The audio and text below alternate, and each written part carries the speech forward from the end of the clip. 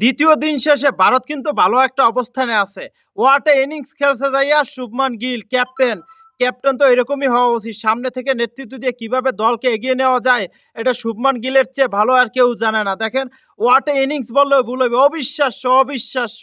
সামনে থেকে নেতৃত্ব একটা ক্যাপ্টেনের যেটা গুণ সেইটা কিন্তু শুভমান গিলের ভিতরে আছে। আপনি দেখেন প্রথমে ভারত ব্যাটিং করে 587 রান, 10 উইকেট গেছে, অল উইকেট গেছে। সেই জায়গায় শুভমান গিল একাই করছে 269 রান, মানে ডাবল সেঞ্চুরি, ট্রিপল সেঞ্চুরির দিকে যাইতে পারে নাই, ভাগ্যটা খারাপ, আউট হয়ে গেছে 269 রানে। আর 31টা রান নিতে পারলে ট্রিপল সেঞ্চুরি হয়ে যেত, ইতিহাস রেকর্ড সব কিছু হয়ে যেত শুভমান গিলের। একজন ক্যাপ্টেন, একজন ব্যাটার এরকমই তো হওয়া উচিত না, তাই না? সামনে থেকে নিজে নেতৃত্ব দিবে, দল জিতবে, দলকে ভালো একটা পর্যায়ে নিয়ে যাবে। দেখেন ভারত এই পর্যায়ে আসার কারণ হলো শুভমান গিল। তাছাড়া ভারতের কিন্তু আহামরি রান নাই কারো।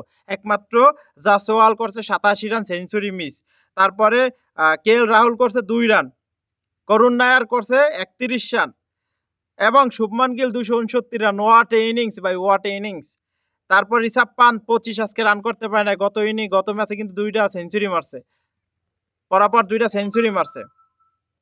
এবং Nitish Reddy 1 run, Rabindra Jadeja 89 run, Washington সুন্দর 42 রান এবং আকাশদীপ 6 রান, সিরাজ 8 রান।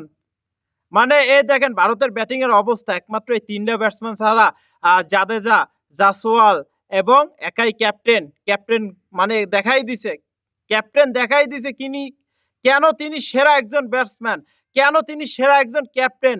ভারত দলটারে কোথা থেকে কোথায় টাইনা নিছে, মানে যেই জায়গায় অল আউট করার কথা 300 রানে, সেই জায়গায় নিয়ে গেছে 587 রানে। ইংল্যান্ড ব্যাটিং করতে নামে প্রথম ইনিংসে 87 রান নিছে 3 উইকেটে 20 ওভারে। ইংল্যান্ড এই জায়গায় টি-20 ম্যাচের মতনই খেলছে, বুঝছেন, ওয়ান ডে ম্যাচের মতো খেলছে, সরি, এই জায়গায় ইংল্যান্ড ওয়ান ডে ম্যাচের মতো খেলছে। তাদের আউট হয়েছে ডাকেট, আজকে রান করতে পারে নাই।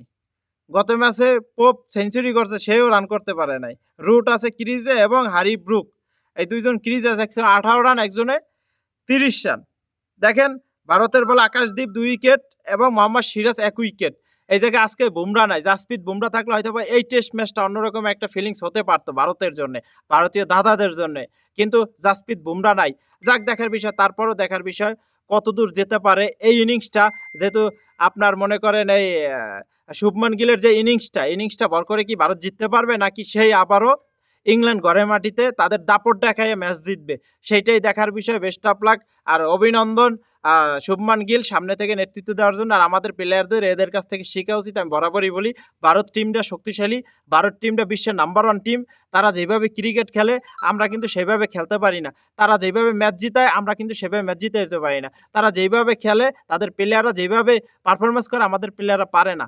এই জন্য বলি আমরা হইলো ভাই এখনো জোকার টিম, ভারত এখন সেরা টিম। ওকে।